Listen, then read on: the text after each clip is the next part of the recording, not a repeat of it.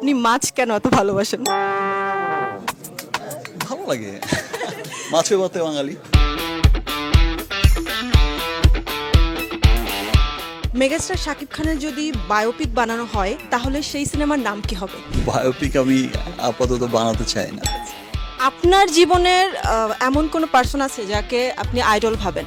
এই অঙ্গনের যদি কাউকে বলতে হয় তাহলে তো বলতে হয় রাজাক আঙ্কেলকে খুব ভালো লাগে, আলমগীর সাহেবকেও খুব ভালো লাগে, কবিতা ম্যাডামকে ভালো লাগে, শাবানা অনেকেই আছে। শাকিব খান নিজেকে ফরএভার ইয়াং রাখতে কোন রুলসটা সবসময় মেনটেন করে? স্পেশাল তেমন কিছুই তো করি না, বাট আমার কাছে মনে হয় মানুষ ভালোবাসার দৃষ্টিতে দেখে বলেই ভালো লাগে আমাকে।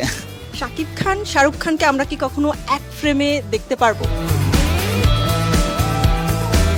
ছোট্ট পৃথিবী আর পাশের দেশেই তো থাকেন, সো ঘুরে ফিরে কখনো না কখনো হয়তো দেখা হয়েও যাবে। জেনারেশন আলফা অর্থাৎ আপনার ছেলে আবরাম খান জয়ের বয়সী বা বীরের বয়সী ছেলেরাও এখন সুপারস্টার শাকিব খান হতে চায়, এই বিষয়টা আপনার কেমন লাগে? যখন আমার একটা গান আসে, টেইলার টিজার আসে বা কোনো কাজ আসে, তখন দুজনেই দেখে, দুজনেই পছন্দ করে খুব আমার কাজ দেখতে।